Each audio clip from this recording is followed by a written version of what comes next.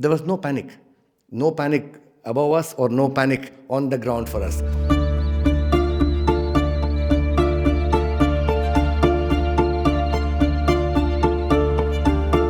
We never thought or expected this kind of situation ever to happen in our country of UAE.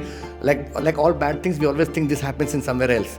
But we residents never knew that UAE had this kind of capabilities, correct?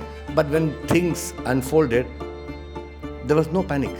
No panic above us or no panic on the ground for us. There was no police and military vehicles running on the road. There was no blackout in Abu Dhabi. I think almost all of us had our usual fair share of work and fun every day. So that kind of resilience comes from being prepared. It is not overnight achievement.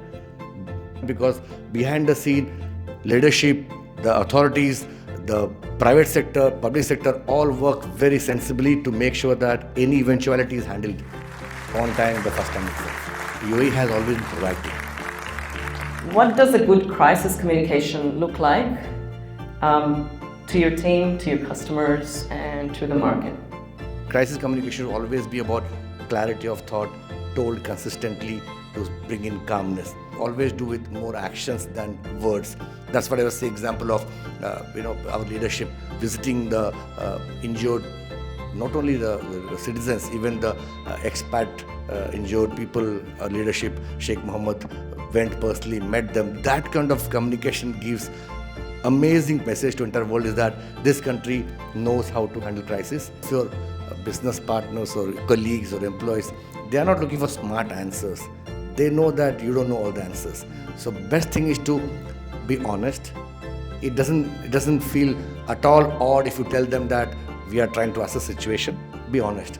Don't try to come up with smart answers. Nobody's looking for perfection here. They want some kind of clarity. Even you show up every day as a business leader or an entrepreneur, just being there, showing every day in your office, being with your colleagues or customers is enough reassuring for them to understand that things are in control. The last couple of crises have always helped us grow our repertoire of knowledge. I can see a lot of industry experts now talk about multiple functions rather than their only core functions. Never stop learning. Like I said, whether it's learning new skills, learning new or involving yourself in other portfolios. Like you said, the lines between different departments are blurred now. Cliche dialogue was jack of all trade, master of none. I think we need more jacks nowadays. Swiss Army knife. Correct. So somehow we all need to understand that we are not necessarily being hired for just delivering one core competency. You have to have multiple hats, and that's what will make you ready to accept any change. If at all something goes wrong, you can always refit and fit yourself to a new portfolio faster than you would have done only if you knew one set of skills.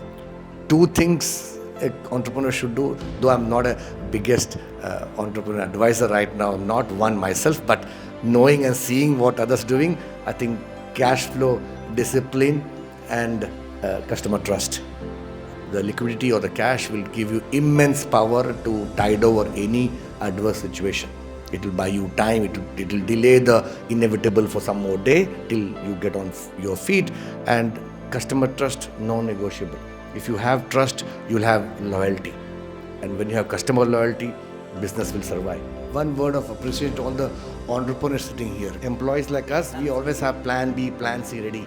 We can pack the bag and shift places, shift jobs, but they have no plan B. Like they say, mard ko dard hota hai. So leaders will have they don't show the anxiety on your face, but I'm sure each one of you who have running a business of whatever size and shape, they show the calmness in their faces. But the immense effort they take every day to keep the business floating during these tough times is something which is beyond imagination. So this one round of applause to all the entrepreneurs who have no plan B, who think that the only plan A they have is to be in this country and run the business.